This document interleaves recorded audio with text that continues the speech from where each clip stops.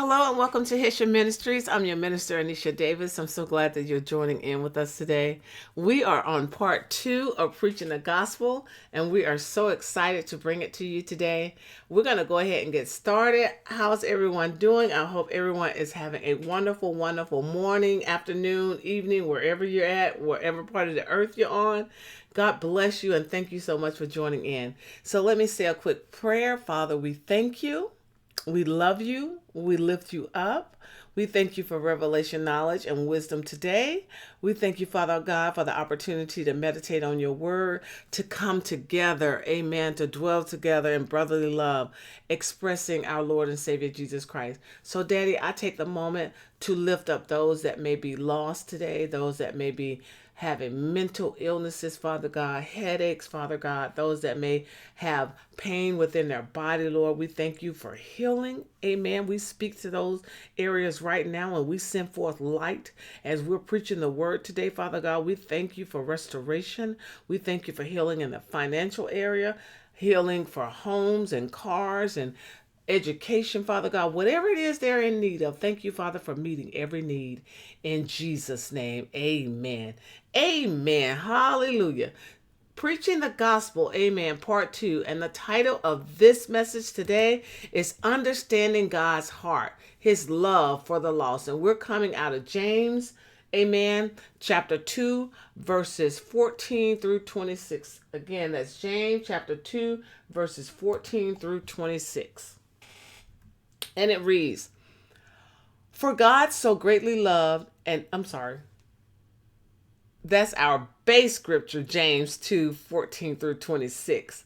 And then we're starting out though at John 3:16. Amen. For God so loved the world, what does it say? For God so greatly loved and dearly prized the world that he even gave his one and only begotten Son, so that whoever believes and trusts in him as Savior shall not perish but have eternal life. So this is coming out of the Amplified. I do read out of the Amplified just to give you a broken down version. I meditate out of all Bibles, out of the NIV, out of the Amplified, out of the King James. But I like the Amplified because it breaks it down, amen, so that you, the listener, can understand the scripture as I'm ministering. Amen. Hallelujah. God sent his son for all of us. All includes you and me. That was his love for us. Amen. And then Matthew 11:28 through 30 says, Come to me, all who are weary and heavy laden. So Christ says in Matthew, Come to me, all who are weary and heavy burdened by religious rituals that provide no peace, and I will give you rest, refreshing your soul with salvation. Take my yoke upon you and learn from me, following me as my disciples, for I am gentle and humble in heart, and you will find rest, renewal, blessed quiet for your soul. For my yoke is easy to bear and my burden is light. I love this scripture because many will think that this is somebody trodden down, bent over, sick, just homeless. No, no, no. When he says, Take my yoke and learn of me, follow me as my disciples. And then when he says, and I will give you rest, refreshing for your soul. And when he says, heavy burdened by religious rituals that provide no peace, he's talking about us trying to do things, living this earth in our own strength apart from him. So don't go over into saying, oh, this must be for such and such, or this. No, no, no, this is for us. We've all fallen short of the glory of God. That's why he sent us a Savior. Amen. God desires to rest all of his children. His plan to do this was finished at the cross through Christ. We have been called as ambassadors of Christ to preach the gospel. The gospel is preached through all aspects of our lives when we spread the word and open our hands and hearts to the lost. Jesus did Jesus did not just preach the gospel. He also healed, fed, delivered, and restored life. The gospel is what? We talked about that on the last message. It's the power of God. It has already been created to do exactly what it's supposed to do when we preach it. So it doesn't need your adding on. It doesn't need your taking away. When you preach the gospel, it will set out and do what it was set out to do. If we are not seeing a change in the world, it is one of the two reasons. We are not preaching the gospel, which is the truth, and we are not rightly dividing the truth, not activating the power. When you preach the gospel and rightly divide the truth, meaning you're not using the gospel against people, but that you're showing people how much God loves them, and you're preaching truth, then guess what? It activates powers to win those over to Christ, to heal, amen, to restore. Hallelujah. Our act of love should be done in deeds and action, not just a mouthpiece. So here we are with James 14 through 16. What is the benefit, my fellow believers, if someone claims to have faith but has no good works as evidence? Can that kind of faith save him? No, a mere claim of faith is not sufficient. Genuine faith produces good work. If a brother or sister is without adequate clothing and lacking enough food for each day, and one of you say to him, "Go in peace with my blessing, keep warm and feed yourselves," but he does not give them the necessities for the body, what good does that do? So too faith, if it does not have works to back it up, it by itself is dead, inoperative, and ineffective. You hear that? Faith without works is dead. So if you're just saying something and doing something and there's no evidence of it, it's dead. Jesus' mind was never on earthly things. His heart was never closed and his hands were never empty. When we understand that God's love for others is shown through our actions, we can be open to the Holy Spirit's ability to lead us as we preach Christ to the lost.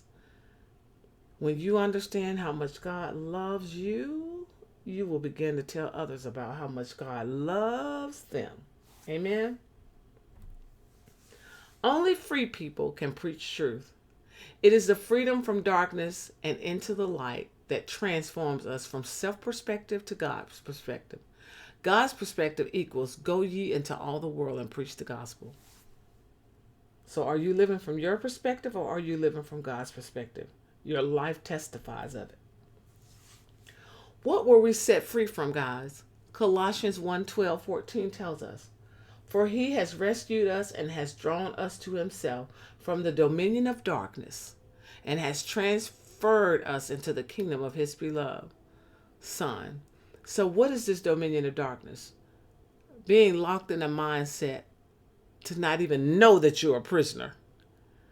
To be headed to death and not know it. To be victims of the decisions that Adam and Eve made over 2,000 years ago. Had it not been for the gospel being preached, we'd all be still stuck in darkness. Amen. Hallelujah. In whom have his beloved Son, in whom we have, let me start over. For he has rescued us and has drawn us to himself from the dominion of darkness and has transferred us to the kingdom of his beloved Son, in whom we have redemptive because of his sacrifice, resulting in the forgiveness of our sins and the cancellation of sin's penalty. So that not only were we in sin, there was a penalty for that sin, which is death. There is a darkness in this earth that man is not aware of unless the gospel is preached. It is called the lack of knowledge. It is the deadliest weapon on earth. It is a web that is woven through the cunning craftiness of the enemy. It is the place from which all manners of death stem. My people perish in Hosea 4:6 from what? Lack of knowledge. It is one thing to know the Bible, but it's another thing to know the God of the Bible. Born into darkness. We are born into a state of believing that tilling the ground, living by our own thoughts and opinion, is what we were created for. We are taught to sustain ourselves when the truth is we are no longer separated from the sustainer who is God. We grow up teaching to sustain ourselves. No, teach your children about our Lord and Savior Jesus Christ so that they know that all needs are met, that the purpose that they have been placed in this life for, Christ already has everything in order for them to fulfill that purpose. We do not have to till by the sweat of our brow anymore. Christ finished the work and we are one with him, seated in heavenly places. Now overseeing the grounds again. That's what we're doing, as he told them back in the Old Testament, that we can now what? Oversee, now have dominion, now trust, rely on, and cling to our Lord and Savior Jesus Christ. Amen. Hallelujah. As an overseer, we see the need for the gospel to be preached. Evil in the land. There's an evil in the land that is kept alive through the pride of man. Operating pride, evil runs rampant. It is the pride that steals sheep and persuades them into believing that the way of life is through the tilling of the land. It persuades men to believe that this way is the way, the truth, and the life. Jesus Christ is the only way, the only truth, and the only life. It is only through the gospel being preached are we able to set them free, and the gospel of Jesus Christ give them the power to set others free. Only by the blood of the precious Lamb are we set free. Are we able to set others free? And are they able to set others free? Again, that's the mustard seed that keeps on growing. The evil that is present in our members that we talked about on the last message, causing us to lust after the flesh, can only be activated when we refuse to accept the gift of God, His Son, life, wisdom, and knowledge, His love for us. The refusal of Christ not only affects us, but others that cross our path whom God has placed there to receive truth. This darkened states drive us to continue to spread lies instead of the truth. We opening our mouth and making statement that does not lead people to the cross. We're opening our mouth and making statement that leads people into self-preservation, which ultimately leads to death, which makes us murderers. Whether we want to believe it or not, we become murderers of the gospel. The darkness is used by the enemy to steal, kill, and destroy all mankind. That's John 10:10. The enemy uses the same plan as God and pervert it. That's supposed to say pervert it. God uses man to preach the gospel, which saves the world. The enemy uses man to deny and pervert the gospel, which destroys the world. So true. When spreading the gospel to the lost, we must remember that it is not ours to orchestrate. It is not our words from our lips, but the word of God, amen, flowing through us. Preaching the gospel is God-given, Christ-spoken, and Spirit-led. Say it again. Preaching the gospel is God's given, Christ-spoken, and Spirit-led. We are the vessels by which all three flow. This is so important to remember as a Christian. We do not have the right to judge who we will or will not. We do not have the right to judge who will or will not receive the gospel, who will or will not receive truth. We don't have a right to judge. I love how Paul said, I don't even have a right to judge myself. That is why it is Spirit-led and not man-led. It is not about looking at an individual's life and picking apart their struggles to determine what scriptures to preach. I'll say it again. Hello? It is not about looking at individual lives, picking apart their struggles, and then determining what to preach on a Sunday in the pulpit. No. God already knows their shortcomings. All shortcomings are identical to God. What is the identity of those shortcomings? It's the absence of Christ. All have fallen short of the glory of God. But this person did this and this person did that. Lying is no different than murdering because all of them are from a place of darkness. All of them spew from the seat of the throne of the enemy. All have fallen short.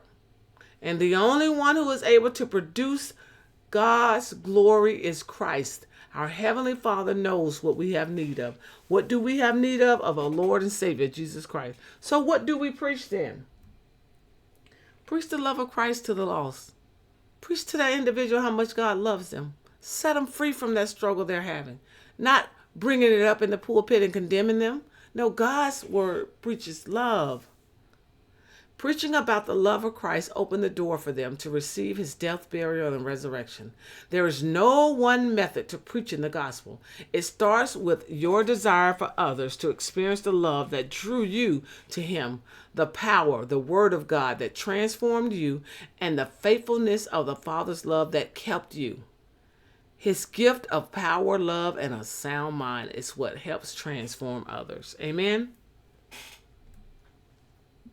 It is simple. Just tell the truth. Make it a priority to establish yourself in truth in every moment of your life through hearing the word of God, that's meditating and hearing the word. This prevents self-effort in trying to talk about Christ. When you're meditating and you're hearing truth and it becomes a part of you and it's transforming you, guess what? When your light shines continuously, speaking about Christ flows easily because you are simply being who you are and who you have always been. And you are simply saying what you have always said, what you are always saying. And that's what? Jesus Christ is Lord. Through your actions, through your love, through your compliments, through your positive speaking. Amen. Speak the truth. Preaching the gospel is simple. Living the life of grace. That's all it is. It's simply living the life of grace. A life hidden in Christ Jesus with a mind continuously stayed on Jesus. That's what preaching the gospel is. So guess what, guys? Meditate on what we've discussed today and make it your mission to spread the gospel. Meditate on the word of God. Roll it over and over in your mind. Let it become your reality. That's what God told Joshua. It'll make your way prosperous and then you'll have good success. Amen? Amen. Well, once again, this concludes our message. I want to thank you all so much for listening in. Thank you for joining in. Share the message with others, with friends and loved ones. Let them know that Christ loves them. Let them know that situation is going to be all right and God is going to work it out for their good. Amen. Amen. Visit us, guys. Visit us here at YouTube. Subscribe to the channel. Share the message and click that bell so you can always get updates on new messages. Also visit us on Instagram at He Is Therefore I Am. She Heard, Believe, and Prospered, and also Fab Stationery. And then we also have a podcast, She Heard, She Believed, She Prospered. You can email us too at hishaministries1973@gmail.com if you have any prayer requests or you have just want some answers about the message that is being preached. Reach out to us. We'll be glad to assist you. Partnerships, reach out to us. Speaking engagement, reach out to us. Just let us know ahead of time so we're able to make have ample amount of time to prepare to come to and spend time with you. Or we'll let you know if we're unable to. Amen. Again, thank you all so much for listening in and have a blessed day.